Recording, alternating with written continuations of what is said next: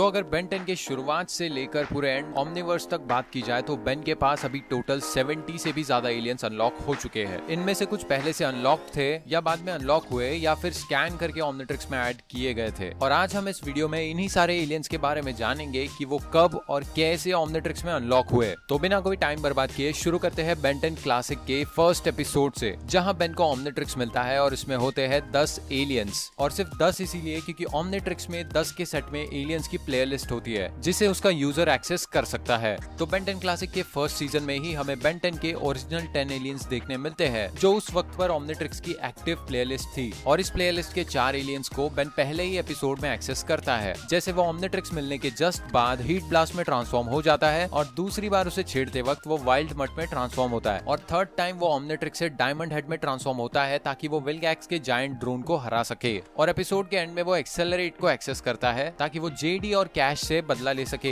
इसके बाद एपिसोड 2 में वो इसी प्लेलिस्ट के और 3 एलियंस को एक्सेस करता है जो होते हैं ग्रे मैटर, फोर आर्म्स और स्टिंग फ्लाई। अब ग्रे मैटर वो मॉल में यूज करता है ताकि वो सुमो स्लैमर स्नैक से सुमो स्लैमर कार्ड ढूंढ सके और फोर आर्म्स वो डॉक्टर एनिमो के मैमथ से लड़ने में यूज करता है। इसके बाद वो स्टिंग फ्लाई यूज करता है ताकि वो ग्वेन को वॉशिंगटन मॉन्यूमेंट से गिरने से बचा सके। इसके बाद एपिसोड 3 क्रैकन में वो रिप जॉस को एक्सेस करता है जहां वो रिप जॉस का यूज करके क्रैकन की मदद करता है। अब इसके बाद एपिसोड 4 परमानेंट रिटायरमेंट में बेन अपग्रेड और गोस्ट फ्रीक को पहली बार एक्सेस करता है। अपग्रेड का यूज वो कुछ गुंडों से लड़ने को करता है और गोस्ट फ्रीक का यूज बेन आंट मीरा के घर से चुपके से भागने में करता है। और इसी एपिसोड तक हमें बेन के पहले प्लेलिस्ट के सारे 10 एलियंस दिखा दिए जाते हैं। इसके बाद season 2 episode 2 the big tech में ग्वेन के ओमनीट्रिक्स को छेड़ने की वजह से ओमनीट्रिक्स में कैनन बोल्ट अनलॉक हो जाता है और ये होता है बेन का 11th एलियन। इसके बाद सीजन 2 में कैंप फियर नाम का 9th एपिसोड है जहां वाइल्ड वाइन बेन से गलती से अनलॉक हो जाता है। इस एपिसोड में ग्रैंडपा मैक्स और बेन जब एक्स्ट्रा टेरेस्ट्रियल मशरूम्स के कब्जे में होते हैं तब बेन एलियन बनने के लिए ओमनीट्रिक्स के साथ छेड़छाड़ करता है, तभी ये वाइल्ड वाइन अनलॉक हो जाता है। Season 2 episode 11 ghost freak out में गोस्ट फ्रीक ओमनीट्रिक्स से बाहर आ जाता है क्योंकि गोस्ट फ्रीक की स्पीशीज अपने डीएनए के सिंगल स्ट्रैंड में भी जिंदा रह सकती है और ओमनीट्रिक्स में भी उसका डीएनए था, इसीलिए वो जिंदा हो जाता है और बाहर आ जाता है। और उसके बाहर आने की वजह से गोस्ट फ्रीक ट्रांसफॉर्मेशन बेन के पास से चला जाता है। फिर सीजन 3 एपिसोड 5 बेन वुल्फ में बेन के पास एक नया ट्रांसफॉर्मेशन आता है जो होता है ब्लिट्जवुल्फर। इस एपिसोड में ग्रैंडपा मैक्स ग्वेन और बेन को लेकर अपने दोस्त वेस्ट ग्रीन के पास आए होते हैं जहां वेस्ट ग्रीन की पोती काय ग्रीन भी होती है। वेस्ट ग्रीन ग्रैंडपा मैक्स को बताते हैं कि यहाँ पे एक एंशिएंट वेयरवुल्फ हुआ करता था जिसे लोग येनेलडोशी कहते थे। अब वो येनेलडोशी यहाँ न्यू मैक्सिको में अपीयर हो रहा था, इसीलिए ये सब लोग उसे ढूंढने निकलते हैं और इवेंचुअली बेन का उससे सामना होता है। और जब वो येनेलडोशी ओमनीट्रिक्स पर स्क्रैच मारता है तो ओमनीट्रिक्स स्कैन मोड पर चला जाता है क्योंकि ओमनीट्रिक्स ने तभी येनेलडोशी का डीएनए स्कैन कर लिया होता है और वो धीरे धीरे बेन को पूरे एपिसोड में येनेलडोशी में ट्रांसफॉर्म करते जाता है जिससे सबको समझ जाता है कि ये येनेलडोशी और कोई नहीं बल्कि एक वेयरवुल्फ एलियन है। और एंड में बेन के पास एक नया ट्रांसफॉर्मेशन आ जाता है। इसके बाद एपिसोड 8 में एक और नया एलियन अनलॉक होता है जो एक एलियन मम्मी को स्कैन करने की वजह से होता है जिसे बेन स्नेरो नाम देता है। वैसे तो ये एलियन मम्मी इस एपिसोड में कोरोडियन नाम का एक रेडियो एक्टिव एलिमेंट ढूंढ रहा था जो किसी भी क्रीचर को म्यूटेट कर सकता है और इस एपिसोड में स्नेरो अनलॉक तो हो गया था मगर बेन उसमें ट्रांसफॉर्म नहीं हुआ। असल में स्नेरो की फर्स्ट अपीयरेंस होती है द रिटर्न नाम के एपिसोड में जो इसी सीजन का 11th एपिसोड है।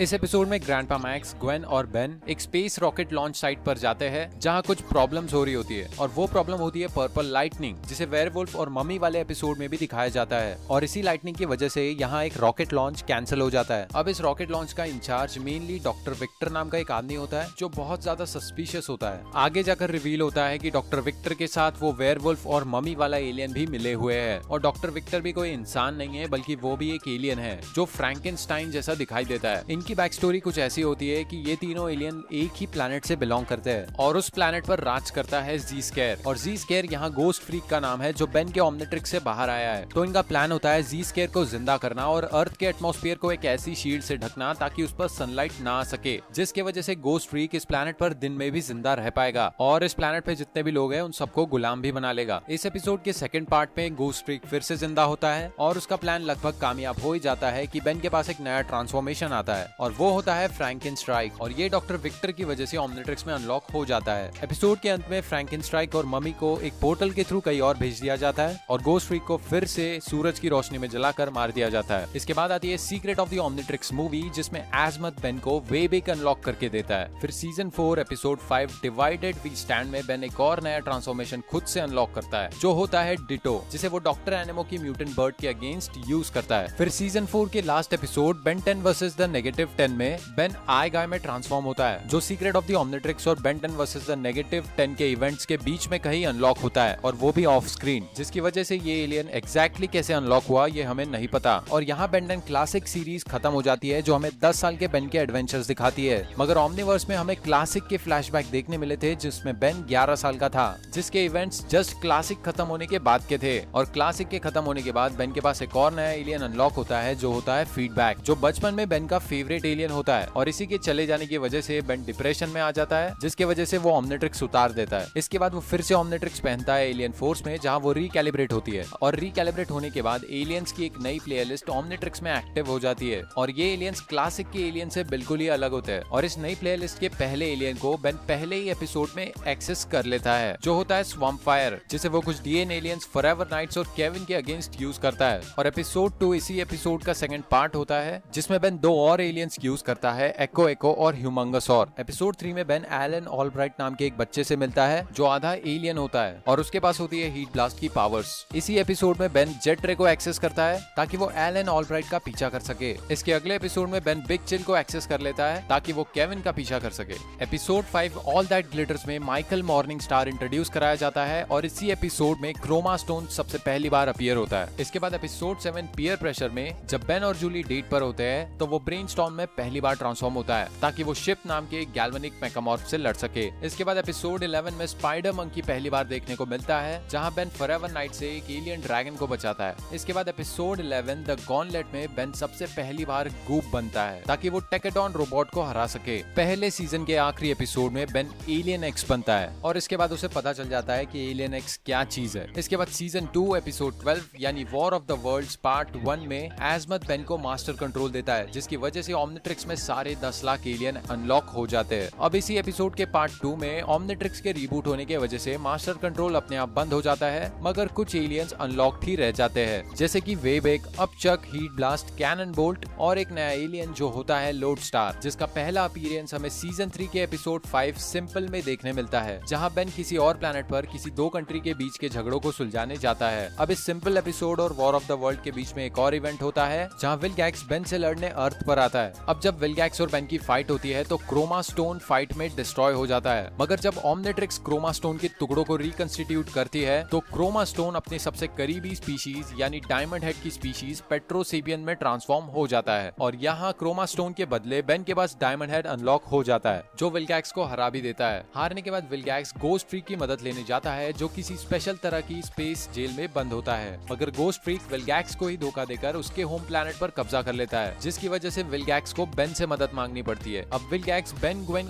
केविन को लेकर अपने प्लैनेट विलगैक्सिया पर जाता है, जहां बेन धोखे से गोस्ट फ्रीक को ओमनिट्रिक्स में कैद कर लेता है, जिसकी वजह से गोस्ट फ्रीक ट्रांसफॉर्मेशन ओमनिट्रिक्स में फिर से अनलॉक हो जाता है। इसके बाद एपिसोड 13 में एक लवोडन बच्चे की इलेक्ट्रोमैग्नेटिक वेव्स ओमनिट्रिक्स में गड़बड़ी पैदा करती है, जिससे कि रैथ अनलॉक हो जाता है। फिर episode 16 secret of Chromastone में टेट्रैक्स बेन के पास आता है, ताकि वो क्रोमा स्टोन की मदद से अपने पूरे प्लैनेट को रिवाइव कर सके, क्योंकि क्रोमा स्टोन को इसीलिए बनाया गया था ताकि वो पेट्रोपिया का गार्डियन बने। और जो क्रोमा स्टोन पेट्रोपिया का गार्डियन बना था, उसका नाम था सुगिलाइट, जो पूरे यूनिवर्स में अकेला क्रोमा स्टोन था, जिसका डीएनए ओमनिट्रिक्स में एज अ बैकअप लिया गया था। अब टेट्रैक्स आता है और बेन के डायमंड हेड को तोड़ना शुरू करता है, और डायमंड हेड के अंदर होता है क्रोमा स्टोन, जिसे टेट्रैक्स एक क्रिस्टल देता है, जिसमें सारे पेट्रोसेपियंस का डीएनए होता है, और उसी क्रिस्टल की पावर से वो पेट्रोसेपिया को रिवाइव करेगा। एपिसोड के खत्म होते होते विलगैक्स वो क्रिस्टल ले लेता है, और सुगिलाइट भी अपने आप गायब हो जाता है। मगर गायब होने से पहले सुगिलाइट ने एक आखिरी क्रिस्टल बेन को दे दिया था, जिसे यूज करके बेन पेट्रोपिया को फिर से रिवाइव करता है। पेट्रोपिया के साथ साथ सुगिलाइट भी वापस रिवाइव हो जाता है, और एपिसोड के एंड में हमें पता चलता है कि सुगिलाइट भले ही ओमनिट्रिक्स से अलग हो चुका है, मगर ओमनिट्रिक्स में क्रोमा स्टोन का डीएनए अब भी होने की वजह से बेन उसमें ट्रांसफॉर्म हो सकता है। फिर आता है एलियन फोर्स का फिनाले, जहां बेन को अल्टीमेट्रिक्स मिल जाती है, और अल्टीमेट्रिक्स के ओमनिट्रिक्स से लिंक्ड होने की वजह से अल्टीमेट्रिक्स में वो सारे एलियन होते हैं जो ओमनिट्रिक्स में अनलॉक्ड हो चुके होते हैं। मतलब एलियन फोर्स की शुरुआत से लेकर अल्टीमेट्रिक्स मिलने तक बेन के पास 20 एलियंस अनलॉक हो जाते हैं, जो अल्टीमेट्रिक्स में भी अवेलेबल होते हैं। इसके बाद अल्टीमेट एलियन के सीजन 1 में ही हमें 5 एलियन दिखाए जाते हैं, जो एंड्रोमेडा गैलेक्सी के होते हैं और वो एग्रेगोर नाम के एक ऑस्मोसियन से भाग रहे होते हैं जो उनकी पावर्स को एब्जॉर्ब करना चाहता है। सीजन 1 में ही एक एक करके बेन इनसे मिलता जाता है और इन्हें स्कैन करके अल्टीमेट्रिक्स में ऐड कर लेता है, जिसकी वजह से बेन को 5 नए एलियन मिलते हैं जो होते हैं वाटर हैजार्ड, आर्माड्रिलो, टेरास्पिन, एनआरजी और एम्फीबियन। इसके बाद जब बेन मैप ऑफ इंफिनिटी के टुकड़ों को इकट्ठा करने जाता है तो वो रिपजॉस के होम प्लैनेट पर जाता है जहाँ सिर्फ पानी ही पानी होता है और इसी एपिसोड में ऑफ स्क्रीन वो एक रिपजॉस को स्कैन कर लेता है, जिसकी वजह से अल्टीमेट्रिक्स में एक रिपजॉस ट्रांसफॉर्मेशन भी आ जाता है जो हमें आगे परप्लेक्साहेड्रॉन नाम के एपिसोड में देखने मिलता है जहाँ एक दूसरा मैप ऑफ इंफिनिटी का टुकड़ा होता है। इसके बाद फोर्ज ऑफ क्रिएशन नाम के एपिसोड में एलियन एक्स फिर से अनलॉक होता है क्योंकि बेन ने उसे लॉक कर दिया था ताकि वो एक्सीडेंटली इसमें ट्रांसफॉर्म ना हो। फिर सीजन 3 एपिसोड 7 बेन 10,000 रिटर्न्स में जब ईऑन हमारी प्राइम टाइमलाइन में एंटर कर जाता है तब फ्यूचर से बेन 10,000 ईऑन से लड़ने प्रेजेंट में आता है और इसी एपिसोड के एंड में बेन 10,000 बेन को हर वो एलियन अनलॉक करवा देता है जिसमें बेन इस एपिसोड से पहले कभी ट्रांसफॉर्म हुआ था, इंक्लूडिंग वो सारे एलियंस जो क्लासिक में बेन के पास अनलॉक थे। इसी के साथ बेन 10,000 कुछ नए वाले एलियंस भी डाउनलोड करके देता है जैसे क्लॉकवर्क, ईटल, आर्टिग्वाना, ग्रेविटैक, स्पिटर और शॉक स्क्वॉच और इनमें से ज्यादातर एलियंस हमें डायरेक्ट ओमनीवर्स में देखने मिलते हैं। इसके बाद एक और एपिसोड आता है जिसका नाम होता है प्रिजनर 775 इज मिसिंग, जहां बेन मर्लिनी सेपियन नाम के एक एलियन को स्कैन करता है जो कैमोफ्लाज होने की एबिलिटी रखता है और यहाँ बेन इस एलियन का नाम रखता है चैम एलियन। इसके बाद अल्टीमेट एलियन खत्म होने पर बेन के पास नया ओमनिट्रिक्स आता है जिसमें सारे के सारे एलियंस होते हैं जो अल्टीमेट एलियन तक बेन के पास अनलॉक्ड हो गए थे और इसके अलावा इसमें और भी एलियंस होते हैं जो पहले से अनलॉक्ड होते हैं जैसे ब्लॉक्स जो ओमनिवर्स के सीजन 1 एपिसोड 1 में दिखाया जाता है और क्रैश हॉपर जो सीजन 1 एपिसोड 6 में पहली बार अपीयर होता है। वैसे ये सारे एलियंस बेन के लिए भी नए होते हैं क्योंकि ओमनिवर्स अल्टीमेट एलियन के जस्ट बाद शुरू होता है। इसके बाद बॉल वीवल हमें सीजन 1 एपिसोड 9 में दिखाया जाता है जहां बेन डायरेक्टली हीट ब्लास्ट से दूसरा एलियन स्विच करते वक्त बॉल वीवल में ट्रांसफॉर्म हो जाता है। फिर सीजन 2 एपिसोड 3 आउटब्रेक में डॉक्टर साइकोबोस ओमनिट्रिक्स के अंदर से एक स्टेबलाइजर चुरा लेता है जिसकी वजह से ओमनिट्रिक्स सबको रैंडमली एलियंस में ट्रांसफॉर्म करना शुरू कर देता है। अब यहाँ प्लम्बर बेस में 2 गैल्विन्स होते हैं, ब्लूकिच और ड्रीबा, जो ओमनिट्रिक्स का स्टेबलाइजर रिपेयर करने की कोशिश करते हैं और इसी चक्कर में वो कुछ एलियंस को अनलॉक कर देते हैं जैसे मोलस्टैश, पेस्किडस, द वर्स और वॉल्करट्राउट। इसके बाद इसी एपिसोड के एंड में ओमनिट्रिक्स खुद से एक एलियन अनलॉक करता है जो होता है किकिंग हॉक। इसके बाद सीजन 2 एपिसोड 10 में फीडबैक फिर से ओमनिट्रिक्स में अनलॉक हो जाता है। जैसा कि मैंने कुछ देर पहले कहा था कि फीडबैक की जाने की वजह से बेन ओमनिट्रिक्स पहनना छोड़ देता है और फीडबैक को इरेज करने वाला और कोई नहीं बल्कि एक इविल गैल्वेनिक मेकामॉर्फ मैलवेयर होता है और इस एपिसोड में मैलवेयर फिर से वापस आता है जिससे बेन फाइट करता है और जब बेन मैलवेयर के बॉडी के अंदर होता है तो ओमनिट्रिक्स फीडबैक के डीएनए का डेटा मैलवेयर के अंदर से फिर से एब्जॉर्ब करता है जिसकी वजह से फीडबैक फिर से अवेलेबल हो जाता है। उसके बाद सीजन 3 एपिसोड 6 स्पेशल डिलीवरी में टोपिक दिखाया जाता है जो ओमनिट्रिक्स में पहले से ही अनलॉक्ड होता है। इसके बाद सीजन 3 एपिसोड 8 में एस्ट्रोडैक्टल अनलॉक होता है